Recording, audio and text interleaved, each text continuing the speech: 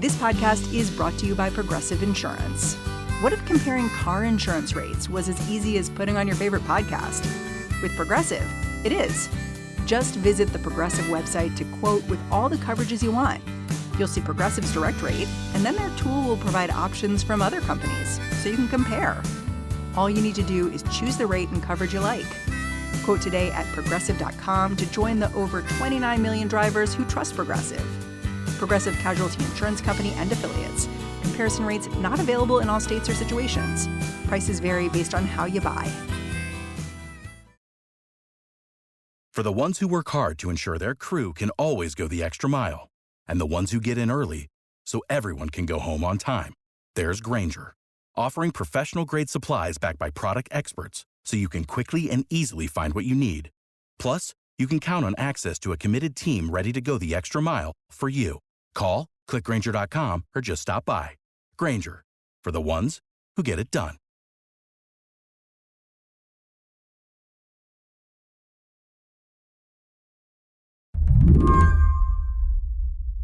I called up Champe Barton from over at The Trace to talk about a totally new way to think about gun control. But honestly, I can't shake the very first thing he told me, a fact that seems to explain just how hard it is to prevent gun violence in the first place. If you want to buy a gun in Mexico, there's one gun store, and it's on an army base. Hold on, one gun store? There's just one in the entire country. I live in a country, the United States, where there are twice as many gun stores as there are post offices. So it kind of blows my mind that just across the border things work like this. To get a gun legally in Mexico, you go through months of background checks. You apply for a temporary permit, and then you go to that military base. When the LA Times visited a few years back, the store sold just 38 guns a day to civilians. And all this is even more shocking when you think about the kinds of news stories we Americans are used to hearing about Mexico. A torrent of gunfire sending dozens of people running for their lives. Since 2010, more than 200,000 people have been killed by guns there. In Mexico, at least 10 people are dead and 9 others wounded after gunmen ambushed a group of drivers at a road race event. The shooting happened in the town of Coronado, prompting businesses nearby to close down. With innocent people caught in the crossfire.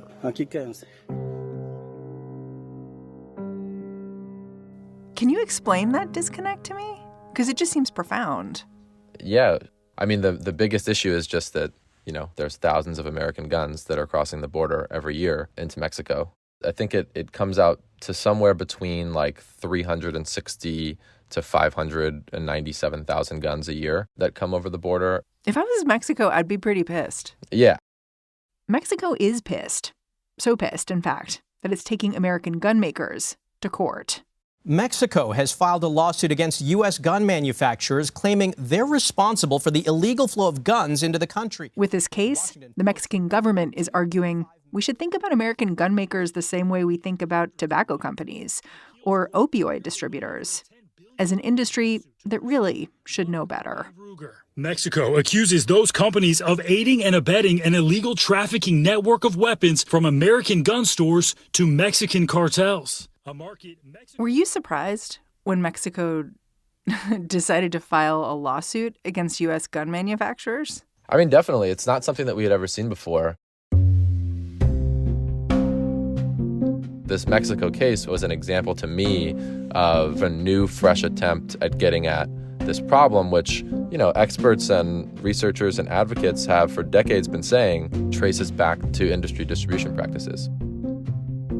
Today on the show, the Mexican government versus American guns. Can a lawsuit do what politicians haven't? I'm Mary Harris. You're listening to What Next? Stick around.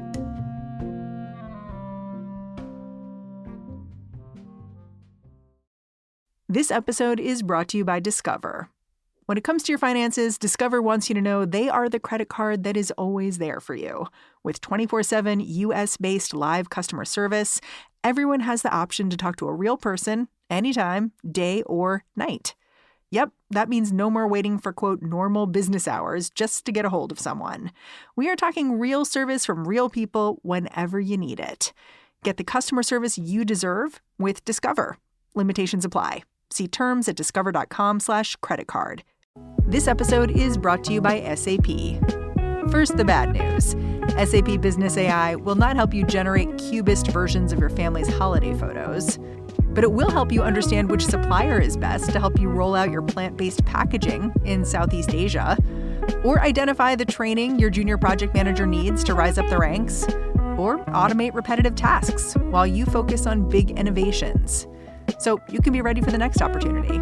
Revolutionary technology, real-world results. That's SAP Business AI.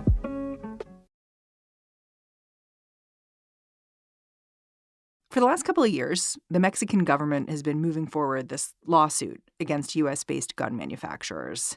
Tell me who exactly Mexico is suing here. So Mexico is suing 7 gun manufacturers and 1 gun distributor. The 7 gun manufacturers are manufacturers whose guns most frequently turn up at crime scenes in Mexico. And so these are some of the biggest gun makers in America: Colt, Smith & Wesson, Glock, Beretta, huge names. Familiar names. Yeah, very much so. And they're suing these companies, basically alleging that they have conspired or aided and abetted gun trafficking operations knowingly with the intent of profiting off of that market. Do they have proof that these manufacturers are helping sort of drive the flow of guns from the U.S. to Mexico?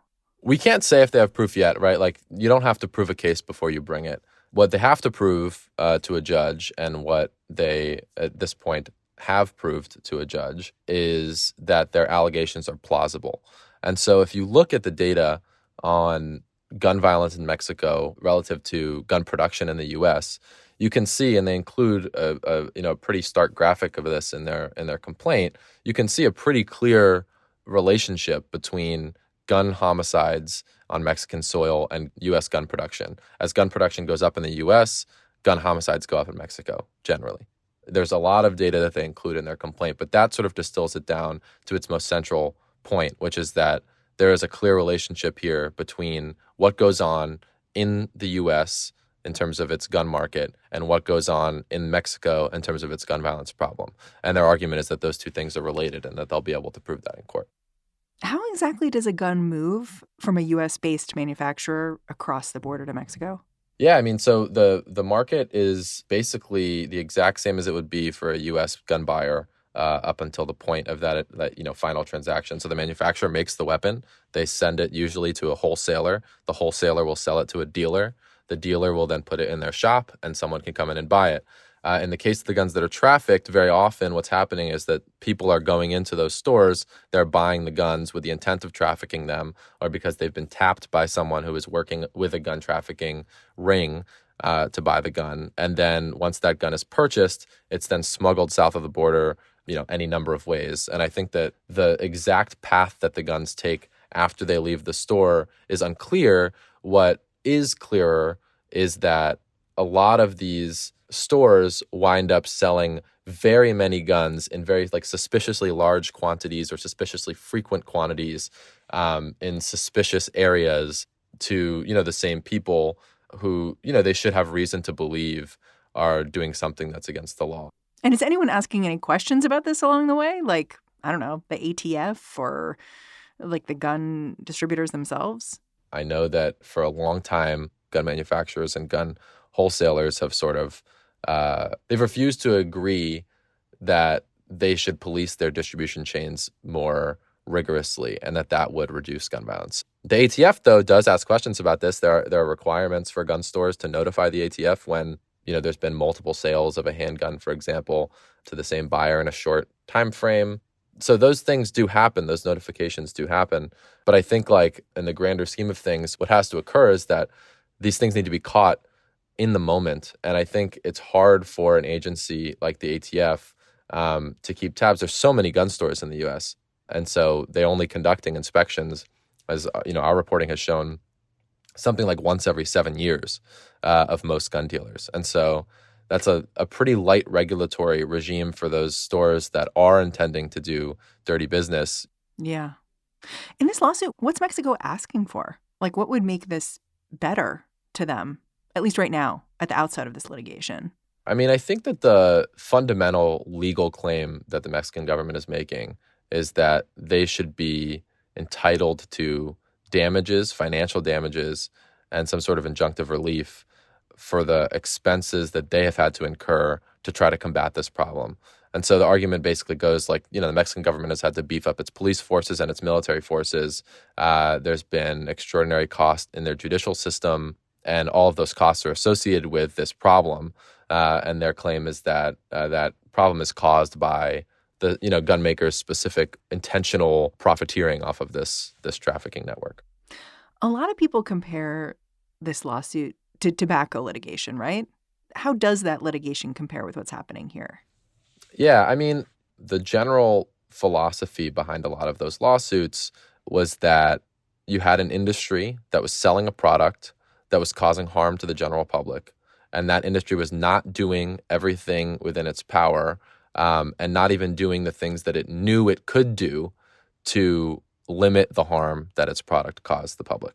And so if you think about it in those terms, it's very similar to what is being alleged of the gun makers. To me, it seems so similar to actually the opioid litigation that moved forward recently, because the allegations in some of that litigation were basically that drug makers had data showing opioids were streaming into certain areas of the country in really concerning ways, and they just didn't investigate what was going on. Sure. I mean, there was a time in the U.S. in which that comparison was almost like perfect, because it used to be that when a firearm was traced, the ATF needed to, pick up a phone and dial the manufacturer and inform them, hey, this gun with this serial number turned up at a crime scene. Who did you sell it to? Wow. And then they would have to say, oh, we've sold it to this wholesaler, and they would go on down the chain like that. What's happened since around 2000, the ATF essentially set up servers in like the database of manufacturers and wholesalers. And they use those servers to ping the sort of acquisition and disposition logs at these companies so that they don't have to make a phone call, right? Now, I don't know specifically what the rules are about the companies who are sort of agreeing to these policies actually seeing the pings that they're getting, for example, for guns that have turned up. Like, it may be something that they're not allowed to look at. I just don't know. But I do know that that data is available. It's there. And I cannot imagine that if they wanted to look at it, that the ATF would refuse to allow them to look at it. With the opioids, I think that the drug manufacturers were required to intervene in some way when they saw increased use like this. But it sounds like with the guns, it's a little more fuzzy. There's certainly no requirement in the U.S. for the gun makers to do anything of the sort. They do not have to police their distribution. They do not, like, the attitude of the industry, as far as I have been doing this reporting, has always been hands off. The law enforcement side of this equation is the ATF's job. It's not for us to do anything about. So if the ATF tells us to stop selling somewhere, we'll stop selling. But if the ATF hasn't told us there's a problem, we're not going to find one and act on our own sort of volition here. I want to talk about the people who brought this gun case, because I think it's a really interesting piece of the puzzle. The case was obviously brought by Mexico against the U.S. manufacturers, but they're being helped by American lawyers, right? Yeah. I mean, John Lowy used to be lead counsel at Brady, the prominent gun violence prevention group. The Brady Center for Gun Violence. That's right. But John Lowy has been doing this sort of litigation for decades. He is currently involved in other lawsuits that are making very similar allegations to the government of Mexico. The city of Gary, Indiana, has a suit right now. That suit's been going on for 20 some odd years. And he recently split off from Brady, and he founded his own gun violence prevention group called Global Action on Gun Violence. John Lowy's an interesting character to me because when he was at the Brady Center, he wrote this report, and this was way back in 2009, talking about the ways that gun manufacturing in the U.S. is connected to crime in Mexico.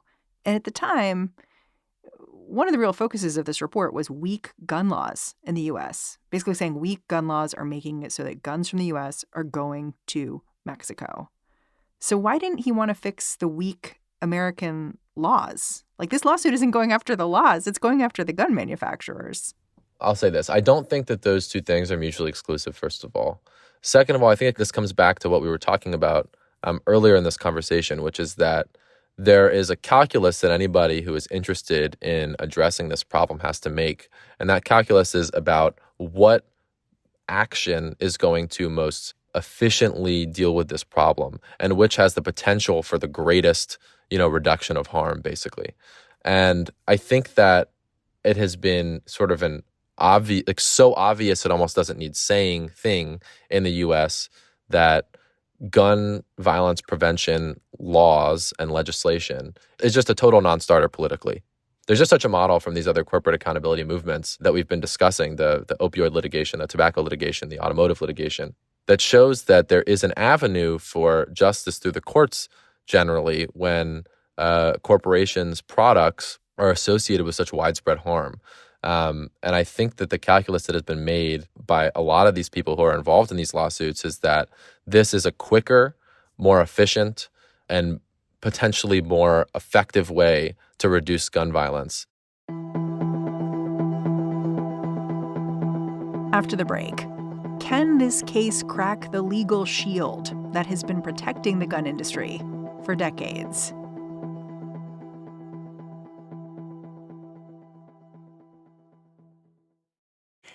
This episode is brought to you by Home Chef. Are you drowning in a sea of meal kit options, feeling like you're in a bad dating game where every contestant looks the same? Home Chef is not just another fish in the meal kit sea. They are the gourmet catch you've been dreaming of. Home Chef sent me a few meal kits this week. I am always looking for something new to go on the table. Here's what I got. Crispy teriyaki tofu tacos, butternut squash risotto, even French onion penne with mushrooms.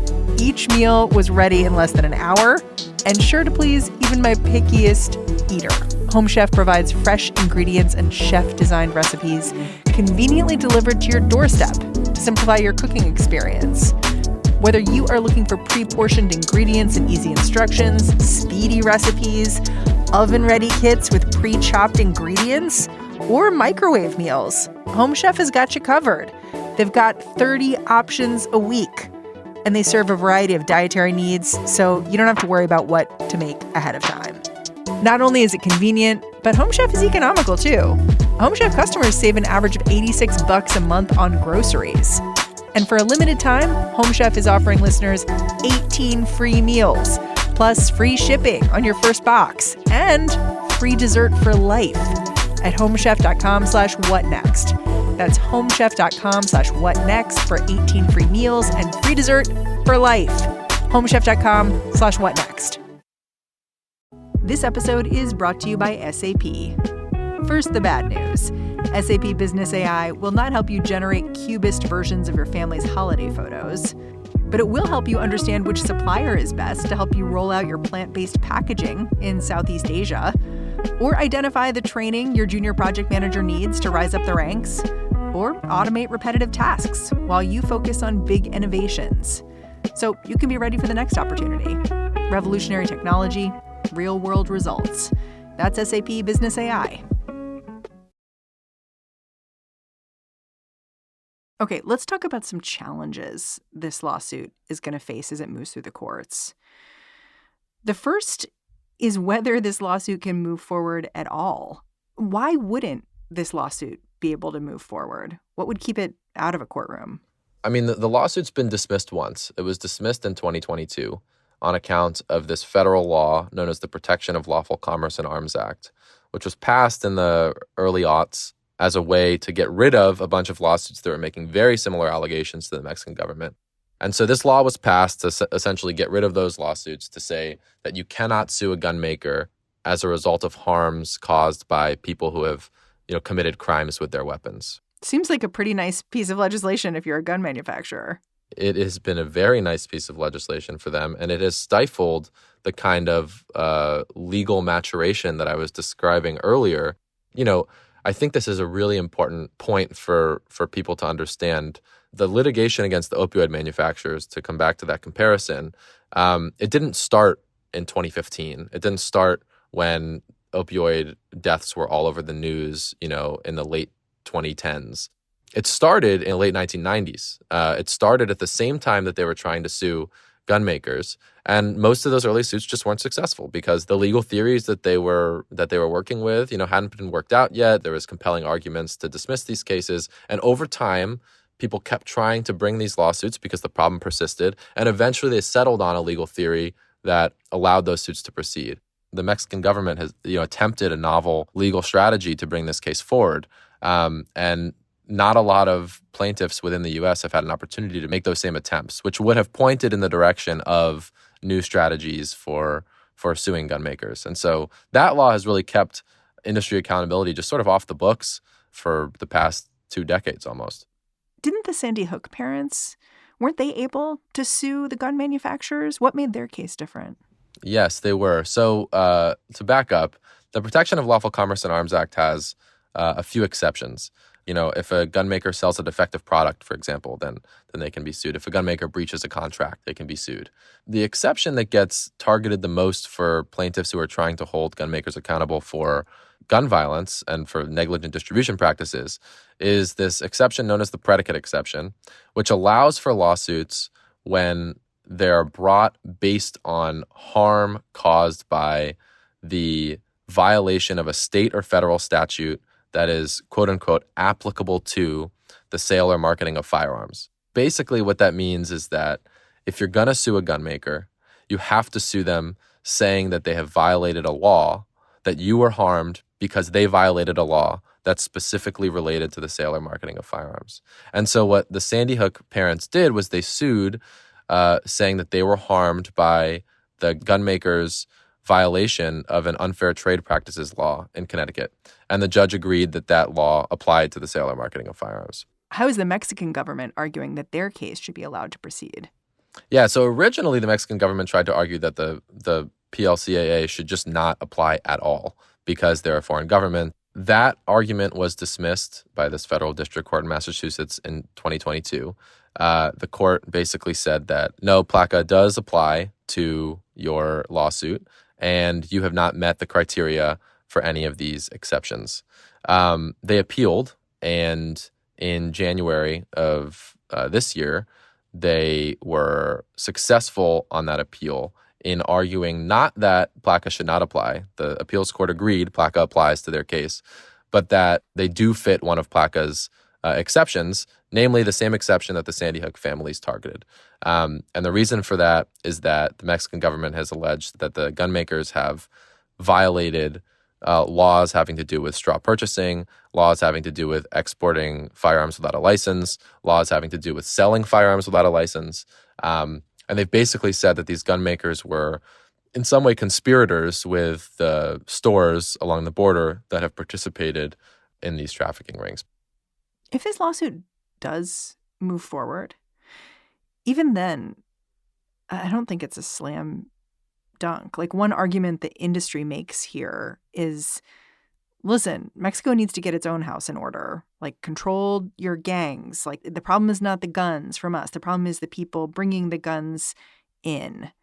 What do you make of that argument? I mean, look, all this stuff needs to be shaken out at trial. And if it goes to trial and the defense, the gun makers, are able to prove that they were not indeed intentionally and knowingly sort of facilitating the trafficking of weapons across the border, then sure, that's sort of the reality that we're left with. But what the Mexican government says it is able to prove, and will be able to prove with discovery, is that these gun makers aren't just turning a blind eye. It's that they're being trafficked over the border because that's what the gun makers want, because it's a very lucrative segment of their industry. That would certainly seem to me to be a sort of a slam dunk in the sense that you would have, for the first time, had a court decide that the distribution practices of the gun industry are like directly responsible for the harms caused by gun violence down the line. And that would really be a profound ruling. This lawsuit is clearly part of a wider push to change how gun control works in this country. When you look ahead, 5 years, how easy is it to imagine a world where there are more cases like this from other places that are basically saying the U.S. is fueling gun violence and we want accountability. Yeah, I mean, I think like 5 years down the line, there is some sort of instruction for domestic plaintiffs here, which is that if this strategy by the Mexican government holds and it's not overturned by the Supreme Court, then you have an opportunity for domestic plaintiffs to, make a similar argument. And now it's a question of whether or not they could prove it. We don't know. The other important thing to note is that while this Mexican government's case has gone on, potential U.S. plaintiffs have not just been sitting idly by. Several cities across the country have passed laws over the past 3 years to amend their state public nuisance statutes or to add new laws on the books that make explicit their connection to the sale or marketing of firearms. And those laws were put on the books with the intent of easing the route in through this predicate exception to the PLCAA. So this law, PLCAA, that was passed in 2005 to protect the gun industry, is it still working to do that? It's hard to say. I mean, what qualifies as working? It has prevented for many years the development of this litigation. It has prevented for many years gun manufacturers having to turn over important documents in discovery. You could certainly interpret these few successful moves as like a growing network of cracks in the shield that maybe one day will just give way. Champe Barton, I'm super grateful for your time. Thanks for coming on the show. Yeah, thanks for having me. Champe Barton writes for The Trace. And that's the show. If you are a fan of what we're doing here at What Next, the best way to support our work is to join Slate Plus. Go on over to slate.com/whatnextplus to sign up. What Next is produced by Paige Osborne, Elena Schwartz, Rob Gunther, Catherine Fink, and Madeline Ducharme. We are led by Alicia Montgomery with a little boost from Susan Matthews. Ben Richmond is the Senior Director of Podcast Operations here at Slate, and I'm Mary Harris. Thanks for listening. I'll catch you back here next time.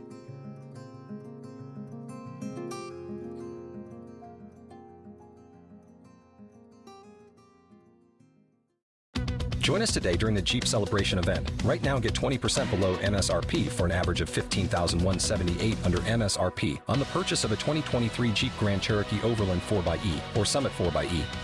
Not compatible with lease offers or with any other consumer incentive offers. $15,178 average based on 20% below average MSRP from all 2023 Grand Cherokee Overland 4xE and Summit 4xE models in dealer stock. Residency restrictions apply. Take retail delivery from dealer stock by 4/1. Jeep is a registered trademark.